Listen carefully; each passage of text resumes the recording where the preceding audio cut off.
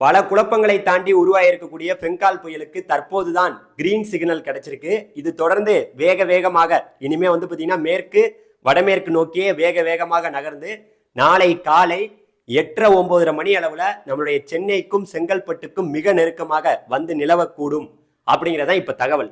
இது பாத்தீங்கன்னா அதாவது நாளைக்கு செங்கல்பட்டுக்கு மிக நெருக்கமான மகாபலிபுரம், மரக்காணம் இதற்கு இடையில், அதாவது செங்கல்பட்டு மாவட்டத்துக்கு மிக நெருக்கமாக நாளை காலை நிலவ போகுது.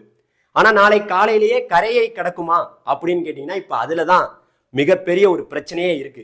இது பாத்தீங்கன்னா தொடர்ந்து நாளைக்கே கரையை கடக்க வாய்ப்பு இருப்பது போல தற்போது வரை தெரியல. இது தொடர்ந்து நாளை முழுவதும் அதே இடத்திலே நீடித்து நாளை இரவு தான், நாளை நள்ளிரவு இல்லாட்டி நாளை மறுநாள் டிசம்பர் 1ஆம் தேதி கூட ஆகலாம். அவ்வளோ நேரம் பாத்தீங்கன்னா தொடர்ந்து நம்மளுடைய சென்னை, அதாவது குறிப்பா திருவள்ளூர், சென்னை, அதுக்கப்புறம் செங்கல்பட்டு, விழுப்புரம், புதுச்சேரி இந்த கடல் ஓரத்திலேயே நீடித்து தொடர்ந்து பலத்த மழையை கொடுத்து பலத்த காற்றையும் கொடுத்து, பலத்த காற்றுனா 90 கிலோமீட்டர் வேகத்துல காற்று என்பது வீசும் அப்படின்ட்டு நம்மளுடைய இந்திய வானிலை மையம் சொல்லியிருக்காங்க. நம்ம அதை விட கொஞ்சம் எக்ஸ்ட்ரா வச்சுக்கலாம். ஒரு 110 கிலோமீட்டர்ல கூட காற்று வீசலாம், 100 கிலோமீட்டர் வேகத்துல கூட காற்று வீசலாம். இது தொடர்ந்து பாத்தீங்கன்னா இதாக போகுது. இன்று இரவிலிருந்தே படிப்படியாக மழையோடைய தீவிரம் என்பது அதிகரிக்கும். குறிப்பாக இந்த நிகழ்வு, இந்த புயல் உருவானதுல இருந்தே இப்பதான் பாத்தீங்கன்னா மேகக்கூட்டங்கள் இப்பதான் அந்த இடத்துல உருவாக ஆரம்பிச்சிருக்கு. மேகத்தை இப்பதான் உருவாக்கி தொடர்ந்து பாத்தீங்கன்னா தமிழக கடற்கரை ஓரத்துல இப்பதான் மேகங்கள் வந்து கொண்டிருக்கிறது. தொடர்ந்து மேகத்தை உருவாக்கிக்கிட்டே இருக்கு.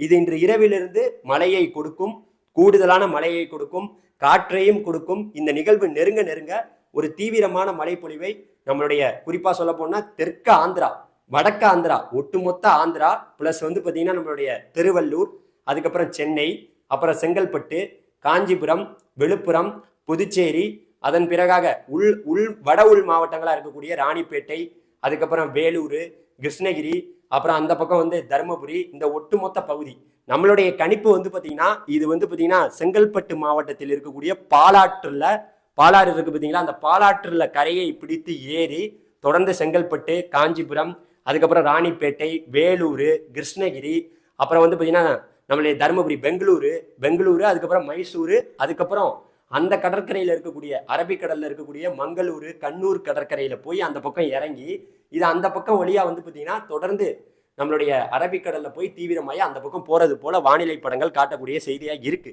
ஆனா நாளைக்கே இது கரையை கிடக்குமா அப்படிங்கிறதுதான் இப்ப சிக்கல்.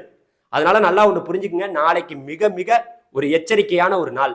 இன்று இரவிலிருந்தே அந்த எச்சரிக்கையை நீங்க எல்லாருமே சந்திக்கலாம். ஏன்னா பாத்தீங்கன்னா இந்த நிகழ்வு பல குழப்படிகளை தாண்டி புயல் உருவாகும், புயல் உருவாகாது, உருவாகாது அப்படி இப்படின்னு சொல்லி எல்லாத்தையும் தாண்டி உருவாகிருக்கு. எல்லாருமே இதை பத்தி தான் பேசிட்டு இருக்காங்க. இங்க கரையை கிடக்கும், அங்க கரையை கிடக்கும், புதுச்சேரியில கரையை கிடக்கும், இது டெல்டாவுக்கு போவோம், அங்க போவோம், இங்க போவோம், எங்கேயும் போகாது. இது கண்டிப்பா இங்கதான் வரப்போகுது. சென்னைக்கு மிக அருகில் தான் கரையை கடந்து செல்ல போகுது. நம்மளுடைய இந்திய வானிலை மையம் நம்மளுடைய மகாபலிபுரத்திலிருந்து காரைக்காலுக்கு இடைப்பட்ட பகுதியில கரையை கிடக்கும்னு சொன்னாங்க. ஆனா நான் என்ன சொல்றேன்னா, இது இப்ப மாத்திட்டாங்க எல்லாத்தையுமே. நம்ம சொன்ன வழிக்கு இப்ப எல்லாரும் வந்துட்டாங்க. நான் சொன்ன வழிக்கு வந்திருக்காங்களா இல்லையா? என்னுடைய வீடியோ எல்லாம் போய் பாருங்க.